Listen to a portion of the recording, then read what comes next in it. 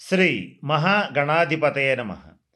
July 27, 2026 నుంచి December 10, 2026 వరకు 136 రోజుల పాటు శని మీనరాశిలో వక్రిస్తున్నాడు. జ్యోతిష్ శాస్త్రం ప్రకారం వక్రీ బలి అంటాడు. అంటే వక్రించినటువంటి గ్రహం చాలా బలంగా పనిచేస్తుంది అని అంటారు.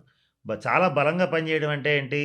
ద్వాదశ రాశుల వాళ్ళ మీద పాజిటివ్ కొన్ని రాశులకు ఇస్తుంది. అలాగే కొంతమంది మీద మాత్రం నెగిటివ్ ఇంపాక్ట్ పడుతుంది. అది కూడా బలంగా పడుతుంది. అయితే ఆ ఏ రాశుల వాళ్ళకి ఇప్పుడు వ్యతిరేకమైన ప్రభావాలు ఇవ్వబోతున్నాడు.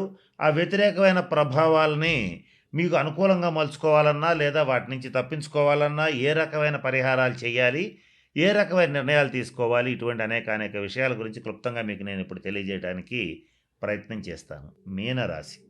ఈ మీనరాశి వాళ్ళకి గతంలో ఒక సంవత్సరంన్నర పాటు దుబారాగా డబ్బులు ఖర్చు అయిపోవటం, శారీరకంగా మానసికంగా అలసిపోవటం, అలాగే ఏ పని చేసినా కూడా ఇక ఏం చేయలేము అనేటువంటి ఒక నిస్సహాయత అవన్నీ వచ్చేసినాయి.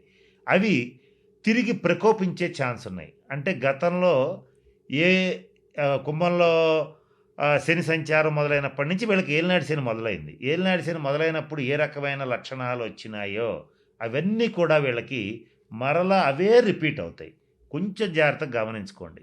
కుంభంలో శని ఎప్పుడు వచ్చాడు అని అంటే దాదాపుగా ఒక 3 సంవత్సరాలు, సుమారు 3.5 సంవత్సరాల క్రితం వచ్చాడు. అప్పుడు ఏ రకమైన ఇబ్బందులు వచ్చినాయో మీనరాశి వాళ్ళకి, ఏ రకమైన ఖర్చులు వచ్చినాయో అవన్నీ మళ్ళీ తిరిగి వచ్చే ఛాన్స్ ఉంది. కాబట్టి గతంలో మీరేంటి అలాంటి ఇబ్బంది వచ్చినప్పుడు మీకు తోచిన నిర్ణయాలు మీరు తీసేసుకున్నారు. మేము ఏముంది మీకు చాలా చూశానులే అని చెప్పి ఏ నిర్ణయం పడితే ఆ నిర్ణయం తీసుకున్నారు. దానివల్ల చాలా మానసికంగా, శారీరకంగా ఇబ్బందులు పడటం, మానసికంగా కొంత డిప్రెషన్కి గురవటం, అలాగే ఆర్థికంగా ఇబ్బందులు పడటం, డబ్బులు నష్టపోవటం, రుణాలు చేసే పరిస్థితి ఉండటం, తీవ్రంగా అప్పులు చేయటం, ఇలాంటివన్నీ జరిగినాయి. మళ్ళీ అటువంటి సిచ్యుయేషన్సే మళ్ళీ రిపీట్ అవుతాయి. కాబట్టి ఖచ్చితంగా మీనరాశి వాళ్ళు రెమెడీస్ పాటించి తీరాలి. ఇక్కడ ఒక మాట చెప్తాను. ఏంటంటే ఏ పనులు చేస్తే ఈ వక్రశని ప్రభావం మీ మీద అస్సలు ఉండదు, ఇంకా మాట్లాడితే పాజిటివ్గా మారుతుంది అంటే కొన్ని పరిహారాలు చెప్తానని ఫస్ట్లో చెప్పాను, అవి ఇప్పుడు చెప్తాను, జాగ్రత్తగా వినండి. ఏంటంటే వృద్ధులు, వికలాంగులు ఎవరన్నా ఉంటే వాళ్ళకి సహాయం చేయండి. అది ఆర్థికంగా కావచ్చు, అలాగే వాళ్ళకి సర్వీస్ చేయటం కావచ్చు.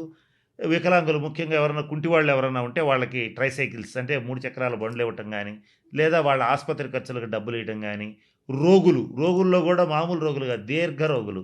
కొన్ని దీర్ఘ రోగులకి తరుణ రోగులకి తేడా ఏంటంటే తరుణ వ్యాధులు అంటే అప్పుడే వారం 10 రోజుల్లో తగ్గిపోతాయి. దీర్ఘ రోగులు అంటే నెలలో సంవత్సరాల తరబడి వాళ్ళు రోగిష్టి వాళ్ళనే ఉంటారు. వాళ్ళకి సేవ చేయండి. ఇంకా కుదిరితే ఈ 6 రాశుల వాళ్ళు ఎవరైనా రక్తదానం చేసే అలవాటు ఉంటే చెయ్యండి, అది మీకు మంచిది.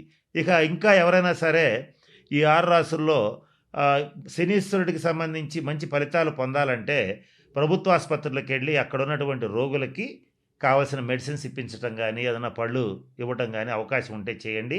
ముఖ్యంగా వృద్ధాశ్రమాలు, అనాథాశ్రమాలు కాదు, వృద్ధాశ్రమాలు ఎవరికైతే ఉంటాయో అక్కడికి వెళ్ళి వృద్ధులకి సేవ చేయండి. వాళ్ళకి కావాల్సిన వైద్య సదుపాయం కల్పించండి, వాళ్ళకి కావాల్సిన సేవలు చేయండి. శని గ్రహం అనేటువంటిది వృద్ధుల్ని సూచిస్తుంది, నల్లటి వాళ్ళని సూచిస్తుంది, కుంటి వాళ్ళని సూచిస్తుంది. అలాగే నలుపుకి సంబంధించినటువంటి విషయాలు, నూనెలకు సంబంధించిన విషయాలు, పత్తికి సంబంధించిన విషయాలు సూచిస్తుంది. ఈ 6 రాశుల్లో ఇటువంటి వాటికి సంబంధించి వృత్తి వ్యాపారాలు చేసేటువంటి వాళ్ళు చాలా జాగ్రత్తగా ఉండాలి. వీళ్ళకి తగిన నిర్ణయాలు తీసుకోవాలి, తగిన శాంతి పరిహార క్రియలు పాటించాలి. ఇలా చేస్తే ఖచ్చితంగా మంచి ఫలితాలు ఉంటాయి.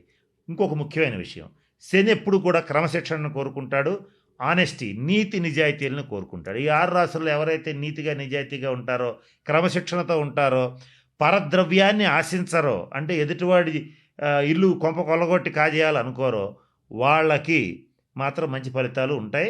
ఏదైతే నేను చెప్పినట్టుగా ఎవరో ఒకళ్ళ ఆస్తి కలుపుకుందాం, ఏదో ఒక రకంగా వాడి ఆస్తి వాడిని బెదరగొట్టో, భయపెట్టో, లేదా ప్రలోభాలకు గురి చేస్తూ లాక్కుందాం అనేటువంటి వాళ్ళు కానీ, తీవ్రంగా మద్యపానం చేసేటువంటి వాళ్ళు కానీ, అలాగే నిషేధిత ప్రదేశాలు అంటే జూద గృహాలు, వ్యభిచార గృహాలు, ఇటువంటి వాటి దగ్గరికి వెళ్ళేటువంటి వాళ్ళు కానీ, వాళ్ళని మాత్రం ఈ 136 రోజులు కర్మకారకుడైనటువంటి శనీశ్వరుడు ఖచ్చితంగా ఇబ్బందులు పెడతాడు.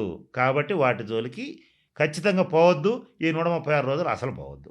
కనుక నేను చెప్పినటువంటి విషయాలు గమనంలో పెట్టుకోండి, జాగ్రత్తలు పాటించండి. మన ఛానల్లోనే ఇంకా పరిహారాలు ఇస్తాను, మీకు షార్ట్స్ రూపంలో కూడా ఇస్తాను. వాటిని పాటించి ఈ 136 రోజులు మీకు అత్యంత అనుకూలంగా మార్చుకోవచ్చు. నేను చెప్తూ వీడియో మొదట్లో ఒక మాట చెప్పాను, వక్రీ బలి అన్నాను. వక్రించిన గ్రహం మరింత బలంగా పనిచేస్తుంది.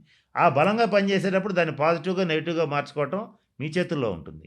కాబట్టి నేను చెప్పిన అన్ని సూచనలు పాటించి అందరూ 12 రాసుల వాళ్ళు శనీశ్వరుడు యొక్క శుభ ఫలితాలు పొందాలని మనస్ఫూర్తిగా ఆశిస్తూ ఆ పరమేశ్వరుడిని ప్రార్థిస్తూ సెలవు తీసుకుంటున్నాను.